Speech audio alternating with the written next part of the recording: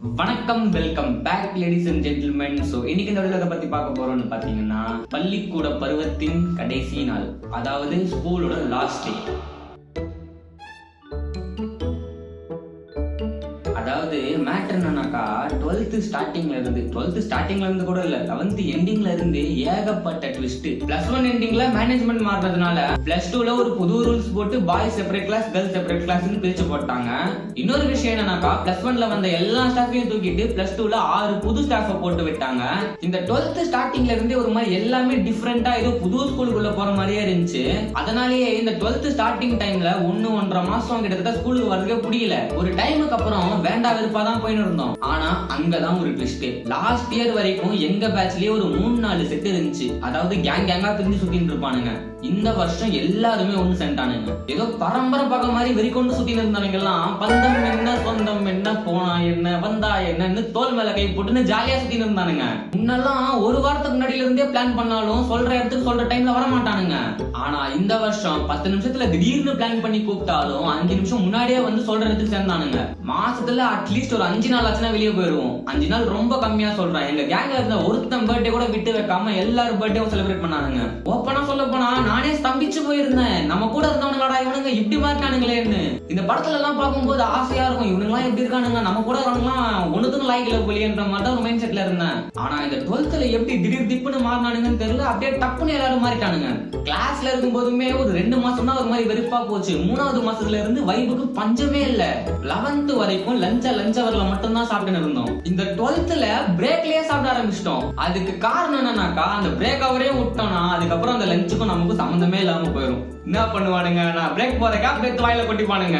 அதுவும் டீசெண்டா சாப்பிட்டா கூட பரவாயில்ல, ஒரே டப்பால 10 பேர் கையை விட்டு சீலிங் எல்லா இடத்துலயும் தெரிய விட்டு சாப்பிட்டதோட கீழே கொட்டது தான் அதிகமா இருக்கும். அப்படி சாப்பிடுவானுங்க. பிரியாணி, சிக்கன், மட்டன், நான்வெஜ் எல்லாம் கிடையாது. நீ தயிர் சாதத்துல இருந்தாலும் வந்து சதறுவான். இன்னைக்கு ஒரு டைமுக்கு அப்புறம் காலங்கத்தால வந்த உடனே சந்தோஷமா கூடுவானுங்க. அவமச்சி வா வா வா அப்படின்னுவானுங்க. பாசம்லாம் ஒண்ணும் கிடையாது. கூப்பிட்டு பக்கத்துல உட்கார வச்சு பேக்ல கை விடுவானுங்க.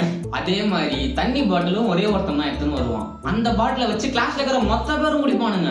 தப்பி தவறி ஒரே ஒரு நாளா லீவ் போட்டானா கூட அன்னைக்கு நாள் முழுக்க எங்க கிளாஸ்ல தண்ணிக்கு தட்டுப்பாடாயிரும். இந்த மாதிரி கிளாஸ் டைம்ல ஒரே பாக்ஸ்ல 10 பேர் கை விடுறது, ட்ரம்ஸ் அடிக்கிறது, டான்ஸ் ஆடுறதுன்னு அது இதுன்னு ஃபன் பண்றோன்ற பேர்ல மெமரிஸ் தான் கிரியேட் பண்ணி இருக்கோம். ஆக்சுவலா இந்த 12th ஸ்டார்டிங் டைம்ல என்னோட மைண்ட் செட் எப்படி இருந்துச்சுன்னா, இந்த ஸ்கூல் மெமரிஸ் எல்லாத்தையுமே இந்த லியோ படத்துல வர மாதிரி ஸ்கூலோடவே கொளுத்தி போட்டு போயிருந்தா இருந்தேன். ஆனா அதான் முடியல. ஸ்டாஃப் இந்த ஸ்கூல் மேனேஜ்மெண்ட் நினைச்சலாம் ஒண்ணும் இல்ல, எங்க கூட இருந்த டோலர்களை நினைச்சதான். ஆனாலும் ஒரு சில தங்கமான ஸ்டாஃப்ங்க இருக்காங்க, அவங்கள நினைச்சாதான் கொஞ்சம் மனசு கஷ்டமா இருக்குது. ரைட், கட்சியா ஃபேர்வெலுக்கு வருவோம். இந்த ஃபேர்வெல் பிளானுங்கிறது 12th தான் பண்ணல, 11th எண்டிங்லயே பண்ண ஆரம்பிச்சிட்டோம். ஏன்னா 11thலயே கிளாஸ் பிரிக்க போறதா நியூஸ் வந்த உடனே நாங்க கொஞ்சம் உஷாராயிட்டோம். நான் தான் அப்பல இருந்தே பிளான் பண்ணியிருந்தாலும் இந்த பிராக்டிகல் டைம்ல எனக்குள்ளேயே ஒரு தாட் ஓடின்னு இருந்துச்சு. இப்போ கோயடும் இல்ல, எல்லா ஸ்டூடெண்ட்ஸும் ஒத்துமையா வருவாங்களா, அது இதுன்னு ஏகப்பட்ட கேள்விக்குறி இருந்துச்சு. ஆனா எனக்கு இருந்த கேள்விகள் எல்லாத்துக்கும் பதிலா எல்லாருமே ஒன்னா வந்தாங்க. அந்த லாஸ்ட் டே எல்லாரையும் சேர்த்து வச்சு ஒரே ஹால்ல சந்தோஷமா பார்க்கும்போது மனசுக்குள்ள ஒரு சாட்டிஸ்பாக்சன் வந்துச்சு பாருங்க. அது விலை மதிப்பு இல்லாத ஒண்ணு. எல்லாமே நல்லபடியா முடிஞ்சு ஒரு சாயங்காலம் ஒரு 6-6:30 மணி இருக்கும். 6 மணி வரைக்குமே கூட்டமா தான் இருந்துச்சு. சடனா ஒரு 1/4 மணி நேரத்துல எல்லாருமே காலி ஆயிட்டாங்க.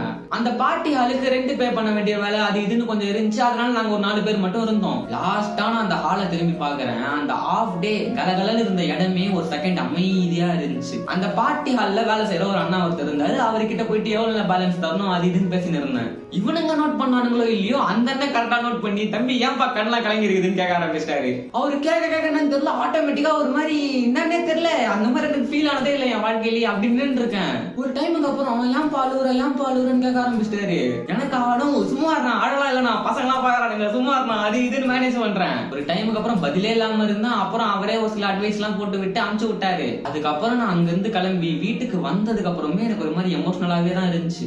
இங்க இருக்கு பாத்தீங்களா, இதுதான் அந்த போட்டோ. ஃபேர்வெல் அன்னைக்கு எடுத்த கடைசி போட்டோ. இதுக்கப்புறம் வாழ்க்கையில எப்போ நினைச்சாலும் இந்த மாதிரி நின்று எடுக்க முடியுமான்னு கேட்டீங்கன்னா அது கேள்விக்குறிதான். இந்த ஃப்ரேம் முன்னதான் சின்னதாவே இருந்தாலும் இதுக்கு பின்ன இருக்கிற மெமரிஸ் ரொம்ப ரொம்ப பெருசு. முக்கியமான மேட்டர் என்னன்னாக்கா, நானும் இந்த ரீல்ஸ் எல்லாம் பார்த்துருக்கிறேன். காலேஜ் எல்லாம் போயிட்டா ஸ்கூல் ஃப்ரெண்ட்ஸை மறந்துடுவானுங்க அது இதுன்னு. இவனுங்க காலேஜ் போறதுக்கு முன்னாடியே மறந்துட்டானுங்க. ஒரு போன் போட்டா எடுக்கிறது இல்ல, ஒரு மெசேஜுக்கு ரிப்ளை இல்ல, ஒண்ணுமே இல்ல.